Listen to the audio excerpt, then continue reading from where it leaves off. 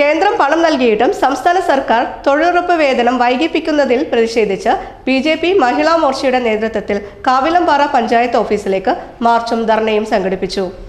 തൊഴിലുറപ്പ് വേതനം സംബന്ധിച്ച് കേന്ദ്ര അവഗണനയ്ക്കെതിരെ ഇടതുപക്ഷ സംഘടനകൾ സമരം നടത്തുന്നതിനിടയിലാണ് വേതനം വൈകാൻ കാരണം സംസ്ഥാന സർക്കാരാണെന്നാരോപിച്ച് ബിജെപിയുടെ നേതൃത്വത്തിൽ കാവിലമ്പാറയിൽ പ്രതിഷേധം നടന്നത്.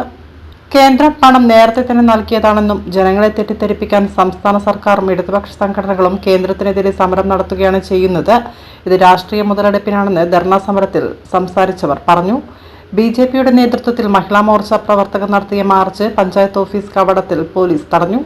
തുടർന്ന് നടത്തിയ ധർണാ സമരം പട്ടികജാതി മോർച്ച സംസ്ഥാന സെക്രട്ടറി ബിനീഷ് മാസ്റ്റർ ഉദ്ഘാടനം ചെയ്തു.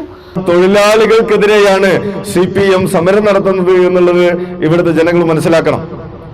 നമുക്കറിയാം, കേന്ദ്ര സർക്കാർ ഇന്ന് വരെ ഒരു പ്രവർത്തനത്തിന്റെയും ഒരു വർക്കിന്റെയും പണം ഇന്ന് വരെ മുടക്കാതെ വളരെ കൃത്യമായിട്ട് നൽകും. തൊഴിലുറപ്പ് പദ്ധതിയുടേത് മാത്രമല്ല, ഈ രാജ്യത്ത് നടക്കുന്ന ഏത് നിർമ്മാണ പ്രവർത്തനങ്ങളുടെയും ഫണ്ട് കേന്ദ്ര സർക്കാർ നൽകേണ്ട ഫണ്ടുകൾ മുഴുവൻ യഥാവിധി നൽകിയിട്ടുണ്ട്.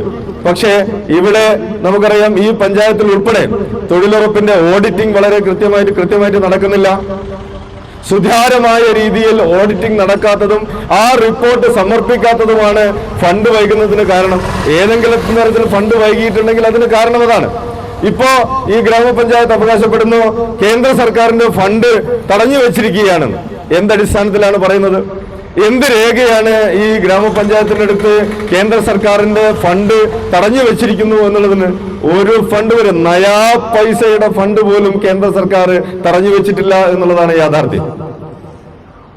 ഒരു പദ്ധതി നടപ്പിലാക്കുമ്പോൾ മഹിളാ മോർച്ച കോഴിക്കോട് ജില്ലാ സെക്രട്ടറി ബീന മോളി, BDJS നേതാവ് ബാബു പൂതമ്പാറ, BJP നേതാക്കളായ Raju തോട്ടുംചിറ, KT Raveendran, KP Sunilkumar, KS Balakrishnan, Anitha ചന്ദ്രൻ, AP സുനിൽ, MD സവിത എന്നിവർ സംസാരിച്ചു.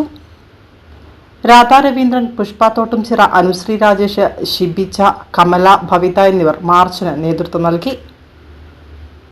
കാവിലമ്പാറ പഞ്ചായത്തിലെ തൊഴിലുറപ്പ് തൊഴിലാളികളുടെ വേതനം സ്ഥിരമായി കുടിശ്ശിക വരുത്തുകയാണ് നമ്മുടെ അധികാരികൾ ചെയ്യുന്നത്. നവംബർ മാസത്തെയും ഡിസംബർ മാസത്തെയും തൊഴിലാളികളുടെ വേതനം ഇപ്പോഴും പെൻഡിങ്ങിൽ ആക്കി വെച്ചിരിക്കുകയാണ്.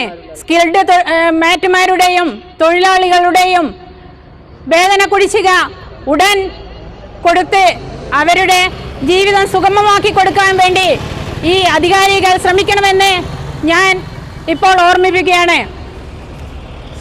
വയനാട് ജില്ലയിലും ആലപ്പുഴ ജില്ലയിലും ഈ വേതനങ്ങൾ കൊടുത്തു കഴിഞ്ഞിട്ടുണ്ട് എന്നാണ് മനസ്സിലാക്കാൻ നമുക്ക് സാധിക്കുന്നത്.